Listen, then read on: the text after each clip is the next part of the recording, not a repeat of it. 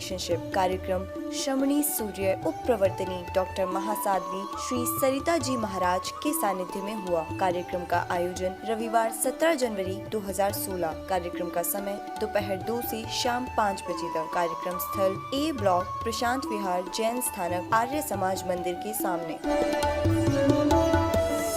Art of happy relationship कार्यक्रम में बताया गया कि कैसे हम अपने जीवन में रिश्तों को खूबसूरत बना सकते हैं और किस तरह हर रिश्ते को बरकरार रख सकते हैं। ये कार्यक्रम श्रमणी सूर्य उप प्रवर्तनी डॉक्टर महासाध्वी श्री सरिता जी महाराज के सानिध्य में ए ब्लॉक प्रशांत विहार जैन स्थानक में आयोजित किया गया, जिसमें डॉक्टर अनुपमा जैन ने बताया कि हम अपनी जिंदगी को किस तरह खुशहाल बना सकते हैं और जीवन के साथ साथ रिश्तों में आ रहे तनाव को कैसे दूर कर सकते हैं। और इस कार्यक्रम को सफल बनाने के लिए, पूरा करने के लिए ये आज यहाँ पर है। मेरा मकसद जो है अब लाइफ का, पहले मैं बिजनेस कर रही थी, लेकिन अभी जो मेरा मकसद है वो ये है कि किस तरीके से मैं अपने आप को यूज़फुल बना सकूं लोगों के लिए। और मुझे जो नज़र आया वो ये नज़र आया कि रिश्तों में इतना तनाव हो गया है, उसको किस तरीके से हम दूर करें ताकि घरों में आपस में खुशहाली आ सके। तो इस प्रोग्राम का मकसद ये है यहाँ पर।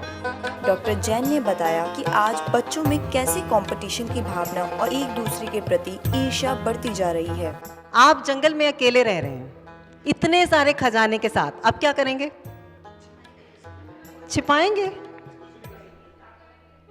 हाँ, आपके पास बहुत बड़ी हवेली है और जादू की छड़ी भी है, जो चाहें वो ले आएंगे, क्या करेंगे?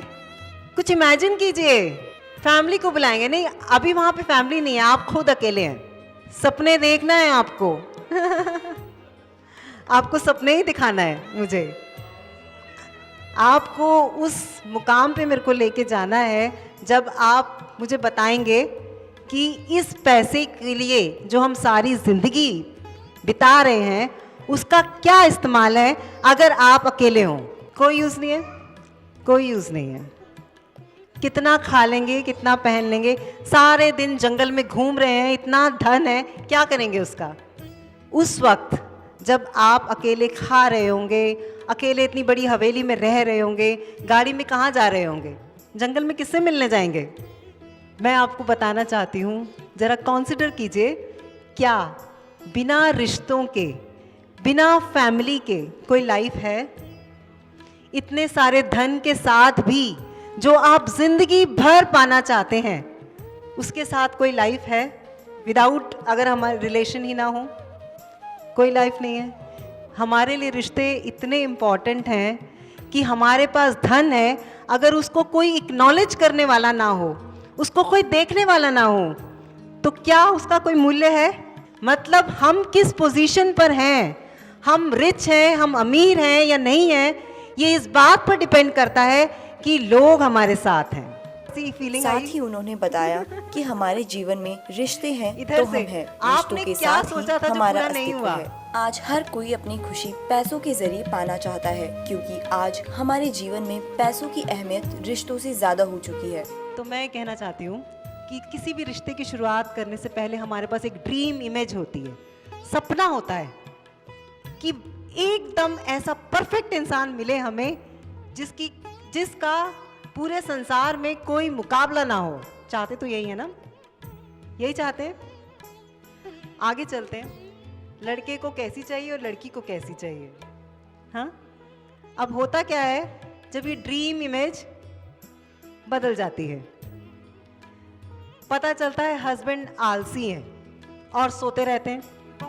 डॉक्टर अनुपमा ने बताया कि रिश्तों में प्रेम से बढ़कर कुछ नहीं। उन्होंने सही मायनों में प्रेम का अर्थ क्या होता है इसके बारे में सबको जानकारी दी। रिसर्च की गई आदिवासियों पर, ट्राइबल पर, कि अगर इनमें से देखते हैं इनके बच्चों को, कि जो उन्होंने बोला वहाँ के बच्चों को कि तुम में से भागकर जो फर्स्ट आएगा इस पेड़ के पास, उसको ये सारी टॉफियाँ मिल जाएंगी, ये जो भी सामान मिल जाएगा। तो सारे बच्चे इकट्ठे हो गए और उन्होंने क्या किया, एक दूसरे का हाथ पकड़ा और सब के सब उस पेड़ की तरफ भागे। तो जब वो पहुंच गए तो उन्होंने पूछा, आपने ऐसा क्यों किया? आप अगर अकेले आते तो आपको टॉफ़ी मिल जाती। कहते नहीं, हम सब बांट के खाएंगे। तो आप उस वक्त उनकी मेंटल स्टेट क्या है? They want to grow with everybody, with whole society. लेकिन हम क्या कर रहे हैं? हम आपस में एक दूसरे को अलग कर रहे हैं। तो that's how relationships are so important for us. अगर रिश्ते नहीं हैं, लोग नहीं हैं, तो हमारी भी कोई वैल्यू नहीं है।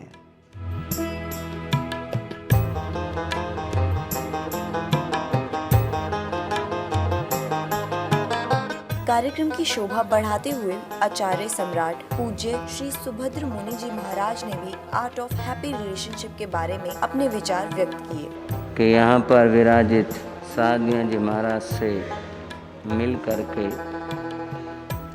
उनकी सुख साता पूछते हुए फिर वापस जाने का भाव था। और यहाँ पर आए तो महासाध्वियों से मिलना हुआ और साथ में हमारी बहन जी महाराज श्रमणी सूर्या डॉक्टर श्री सरिता जी महाराज आदि ठानों से सभी साध्वियों से मिलना हुआ। यहाँ आकर मैंने जो भी देखा और सुना, बहन निरुपमा जी को सुना तो बहुत अच्छा लगा।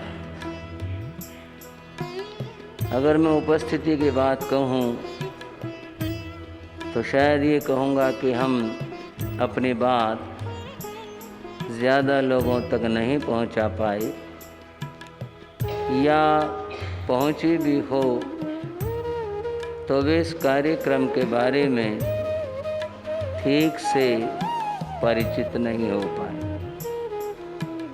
इस प्रकार का आयोजन और कार्यक्रम आज के समाज में अत्यंत आवश्यक है। इनकी महत्ता है और इन कार्यक्रमों में हम जो अपने मन की बातें हैं और समस्याएं हैं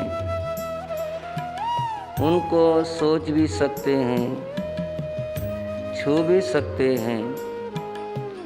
समाधान स्वयं से न हो पाए तो पारस्परिक चर्चाओं में हम उनका समाधान ढूंढ सकते।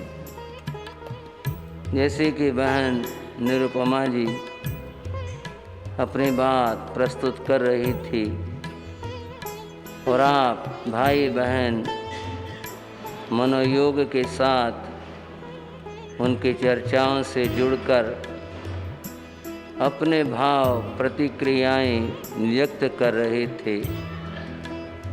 ऐसा एक दूसरे को समझने में, उन समस्याओं के समाधान में ये प्रयास बहुत अच्छे। जो कार्यक्रम का आधार है वह है जीवन में संबंधों की स्वस्थता।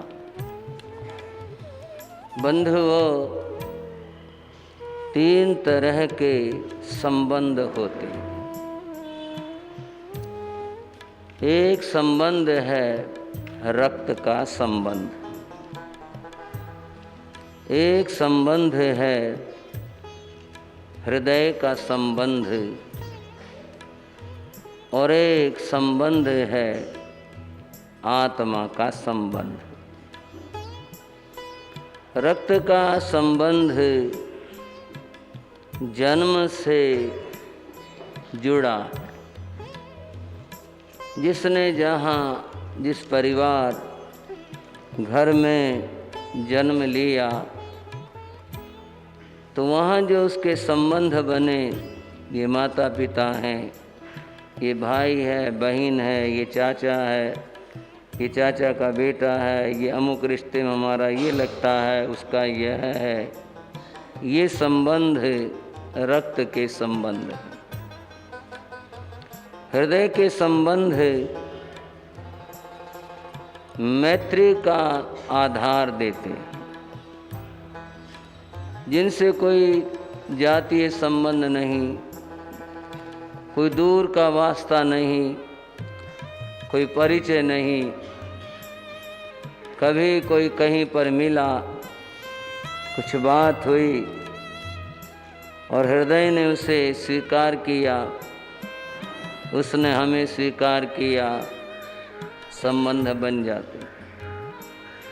ये संबंध देश की सीमाएं लांघ करके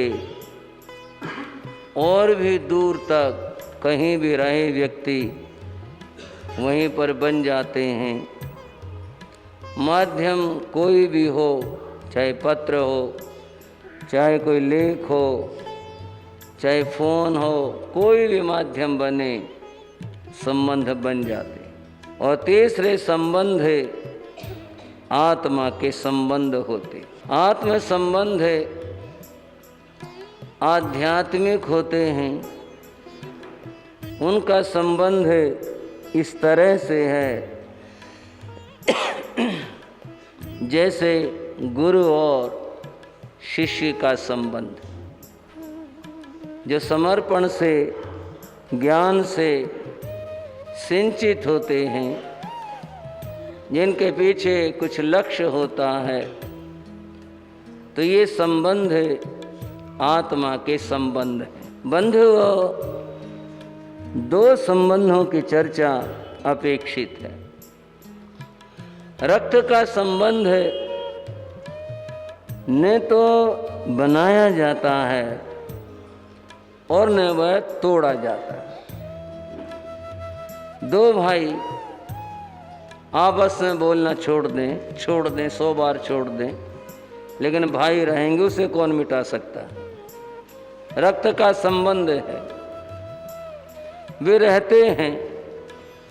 लेकिन इस बात का ये अर्थ नहीं हुआ कि वे रक्त का संबंध है और वे तोड़े नहीं जा सकते, तो उनका कोई ख्याल न रखा जाए। रक्त के जो संबंध हैं उनका बहुत बड़ा महत्व है। रक्त के संबंधों को और तो मैं क्या कहूँ, रक्त के द्वारा ही सींचा जाता है। भाई के लिए, माता पिता के लिए, परिवारजनों के लिए हम अपना रक्त भी समर्पित कर दें, अर्थात उनके लिए सब कुछ करें और अपने संबंधों को आगे बढ़ाएं, सदा स्वस्थ रखें, अच्छा रखें। अब अच्छा रखने की जहाँ तक बातें हैं, तो अच्छा कैसे रखा जाए? संबंध तो हैं ही अच्छे। बात कहीं और है कि जो उसमें कुछ खराबी और त्रुटि आ जाती है, उनको निकाला जाए। भोजन तो है ही अच्छा, कोई बात ही नहीं, लेकिन उसमें अगर कोई कूड़ा करकट, कोई चीज़, कोई कंकड़, कोई पत्थर, अगर वो अनदेखे में आ गया, कहीं से आ गया, कैसे भी आ गया, वो समस्या है। उसके रहते हुए वो भोजन ठीक नहीं लगता, खाया नहीं जाता, उसको दूर करने की बात है। और उन त्रुटियों को हम स्वयं देखकर उसे दूर कर सकते हैं, सोचकर विचार करके दूर कर सकते हैं कि हमारे संबंधों में खराबी त्रुटि किस बात से हुई, उसे हम हटा सकते हैं और वह संबंध बहुत अच्छे, बहुत ही प्रिय, बहुत ही बढ़िया हमारे संबंध हो सकते हैं। बंधुओं, हृदयों के जो संबंध हैं, जिनमें हमारी एक दूसरे से मैत्री की बात होती है, हृदयों के संबंध भी बड़े महत्वपूर्ण संबंध होते हैं। एक मित्र दूसरे के लिए बहुत कुछ कर देता है, लेकिन जो ये संबंध हैं, इन संबंधों के खराब होने में, टूटने में, इनमें दो बातें प्रमुख रहती हैं। एक तो व्यक्ति का अभिमान और दूसरा व्यक्ति का स्वार्थ। लेकिन जहाँ कहीं स्वार्थ भावना आई कि मैं कुछ थोड़ा ज़्यादा ले लूँ, मैं ज़्यादा कमा लूँ, मैं फ़ायदा उठा लूँ, कोई स्वार्थ भावना जहाँ पर आई, स्वार्थ भावना के आते ही कितने भी पुरानी मैत्री हो, दीर्घ समय से चली आ रही हो, वो टूट जाती। इन दो बातों को जीतने की परम आवश्यकता होती है, जिसमें अहम भाव और स्वार्थ की भावना है। बंधुओं, आप लोग गृहस्थ हैं, इन दोनों बातों के ऊपर विचार करें। अध्यात्म की बात तो अपने में एक बड़ा विस्तार रखती है, उसकी चर्चा अलग से अपेक्षित है, लेकिन आप अपने रक्त संबंधों को, हृदयों के संबंधों को सदा स्वस्थ बना कर रखें। आपका जीवन बहुत अच्छा, बहुत सुंदर और आनंदमय हो सकता है। आज का कार्यक्रम, जैसा कि आप सभी को कई दिनों से समाचार भी मिल रहे हैं और आपको जानकारी भी है, हम कैसे अपने रिश्तों को खूबसूरत रूप दे सकें और कैसे रिश्ते हमारे जीवन में वास्तविकता को ले सकें, इसी सब बातों को लेकर हमारे घरों में जो तनाव है वो तनाव मुक्ति कैसे जीवन में आ सके और कैसे एक भाई बहन, पति पत्नी और पति पत्नी के साथ माँ बाप और क्या दूसरे अन्य रिश्ते, किस तरह से हम उन रिश्तों को बरकरार रख सकें, इन्हीं बातों को लेकर के आज का हमने कार्यक्रम रखा है। जब मैं सोचता हूँ आर्ट ऑफ हैप्पी रिलेशनशिप, उसके अंदर हम कुछ चीज़ों का समावेश करते हैं, जैसे टाइम मैनेजमेंट। समय बहुत ज़रूरी है, व्यापारिक दृष्टि से भी, घर परिवार की दृष्टि से भी, जो कि हम बहुत व्यर्थ करते हैं, वेस्ट करते हैं मोबाइल के अंदर,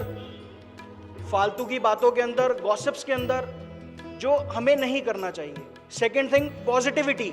हमारे अंदर सबसे पहले पॉजिटिविटी होनी चाहिए कि ये कार्य मैं कर सकता हूँ, कर सकती हूँ, करूँगी। हम हर बात पे कहना शुरू कर देते हैं ये नहीं हो सकता, ये होगा नहीं।